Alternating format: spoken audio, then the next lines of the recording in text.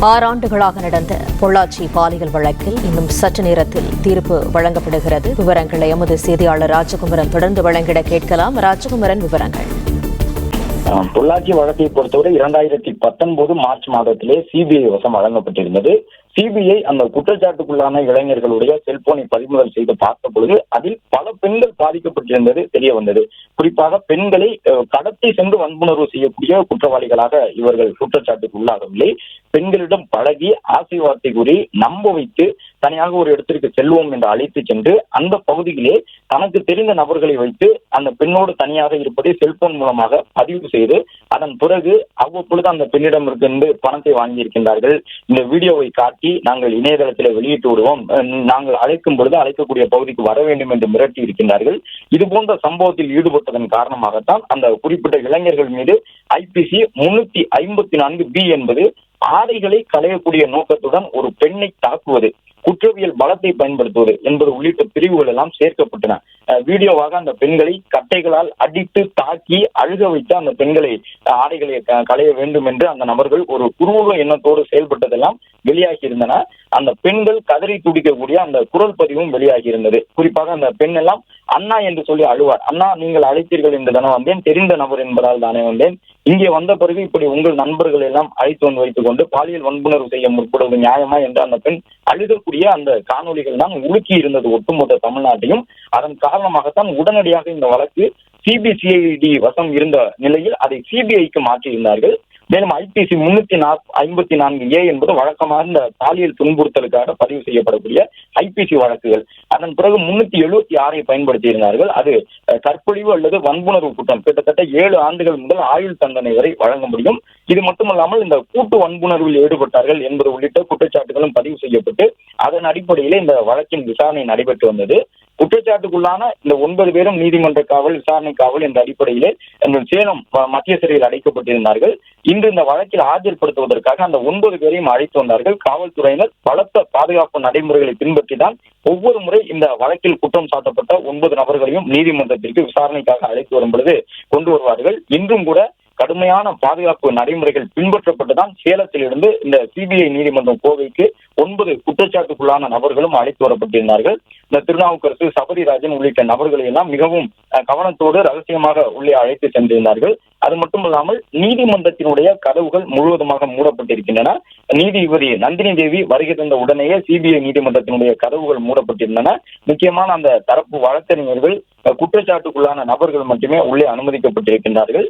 நீதிமன்ற செய்தியாளர்கள் உட்பட யாருக்குமே உள்ளே அனுமதி வழங்கப்படவில்லை. அதன்படி இந்த வழக்கறிஞர்கள் மற்றும் அந்த தரப்பில் ஆஜராகி இருக்கக்கூடிய நபர்கள் இவர்களுக்கு மட்டுமே அனுமதி வழங்கப்பட்டிருந்தது.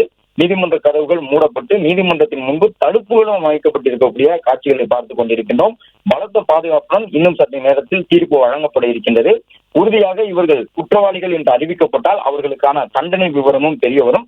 அவர்கள் மீதான குற்றச்சாட்டுகளுக்கு ஆதாரமாக சிபிஐ பல வழக்குகளில் பயன்படுத்தக்கூடிய அந்த நடைமுறைகளை செய்திருக்கின்றார்கள். அதாவது ஆவணத்தோடு அதிகாரப்பூர்வமாக பதிவு செய்திருக்கின்றார்கள். குறிப்பிட்ட அந்த இளைஞர்களுடைய செல்போன்கள் ஒரு மிகப்பெரிய ஆதாரமாக இருக்கும். ஒருவேளை இந்த வழக்கில் இன்னும் சற்று நேரத்தில் வழங்கப்படக்கூடிய அந்த தீர்ப்பிலே இந்த 9 பேரும் குற்றவாளிகள் என்பது நிரூபிக்கப்பட்டால் அவர்களுடைய செல்போன் ஆதாரங்கள் தான் அதில் மிகுந்த முக்கியத்துவம் பெற்றதாக இருக்கும். ஏனென்றால் அந்த இளைஞர் முதலில் பாதிக்கப்பட்ட ஒரு பெண் தன்னுடைய அண்ணனிடம் சொல்லி, அண்ணா, இந்த 2 பேர் என்னை இவ்வாறு செய்து விட்டார்கள், என்னுடைய செயினை பறித்து கொண்டார்கள் என்று சொல்லும் பொழுது அந்த இளைஞர் அந்த 2 இளைஞர்களை தேடி சென்று அடித்து உதைத்து விட்டு அவர்கள் கையில் இருந்த செல்போனை பிடுங்குகின்றார். அப்போது அவருடைய நோக்கம், நம்முடைய தங்கச்சியினுடைய காணொலி இந்த செல்போனில் இருக்கும், அதை அழித்து விடுவோம் என்றுதான் அந்த இளைஞர் செல்போனை பறிக்கின்றார்.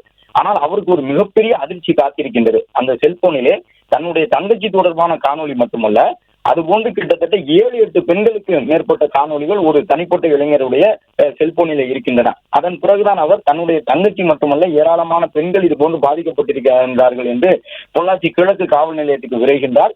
பொள்ளாச்சி காவல்துறையினர் உடனடியாக அந்த இளைஞரை கைது செய்கின்றார்கள். அதன் பிறகு அவர்கள் அந்த செல்போனை எல்லாம் பறிமுதல் செய்யும் பொழுது இந்த செயலை ஒரு தனிப்பட்ட இளைஞர் செய்யவில்லை, அவருக்கு பின்பாக ஒரு பெரிய கூட்டணியோடு குழுவாக இயங்கிக் கொண்டு இதை பொள்ளாச்சி பகுதியிலே செய்து கொண்டிருக்கின்றார்கள் என்றுதான் வரிசை கட்டி அந்த வழக்கில் பாதிக்கப்பட்ட பெண்களை எல்லாம் கண்டறிந்து அந்த காணொலியில் இருக்கக்கூடிய பெண்கள், வீடியோவில் இருக்கக்கூடிய பெண்களை கண்டறிந்து தனிப்பட்ட முறையிலே காவல்துறையினர் அவர்களை அணுகி, நீங்கள் பொது வழியாக புகார் அளிக்க வேண்டாம், நாங்கள் உங்களுடைய ரகசியத்தை பாதுகாக்கின்றோம், நீங்கள் யார் என்ற விவரம் பொதுவெளியில் வராது என்று சொல்லும் பொழுதுதான் கிட்டத்தட்ட 8 பெண்கள் தைரியமாக முன் வருகின்றார்கள். இதே துணியிலே இந்த இளைஞர்களால் நாங்கள் பாதிக்கப்பட்டிருக்கின்றோம், எங்களோடு கல்லூரியில் பயின்றவர்கள், நட்பாக பழகியவர்கள் தனியாக அழைத்து சென்றார்கள், அழைத்து சென்று விட்டு எங்களை தாக்கி உடைகளை கலட்ட வேண்டும் என்றார்கள். அது மட்டுமல்லாமல் தனியாக இருந்த பொழுது தன்னுடைய நண்பர்கள் மூலமாக செல்போனிலே வீடியோ எடுத்து வைத்துக் கொண்டு மிரட்டி கொண்டே இருக்கின்றார்கள் என்று அந்த பெண்கள் கதறி துடிக்கின்றார்கள். அதன் அடிப்படையில் தான் உடனடியாக இந்த வழக்கினுடைய அந்த சென்சிட்டிவ் தன்மையை உணர்ந்து சிபிஐ விசாரணைக்கு மாற்றுகின்றார்கள். சிபிஐ விசாரணை தொடங்கியவுடன் விசாரிக்கக்கூடிய துணியிலே, சிபிஐக்கு என்று இருக்கக்கூடிய துணியிலே விசாரிக்கும் பொழுதுதான் இந்த இளைஞர்கள் அடுத்தடுத்து ஒருவரை ஒருவர் கைகாட்டுகின்றார்கள். ஆரம்பத்தில் இந்த வழக்கில் இந்த திருநாவுக்கரசு என்ற இளைஞர் தான் முக்கியமான ஒருவராக பார்க்கப்பட்டார்.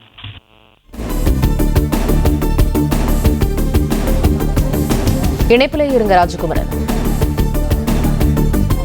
பிளே ஸ்டோர் மற்றும் ஆப் ஸ்டோரில் இருந்து பாலிமர் செயலியை QR கோடு மூலம் பதிவிறக்கம் செய்யுங்கள். செய்திகளை உடனுக்குடன் பெறுங்கள்.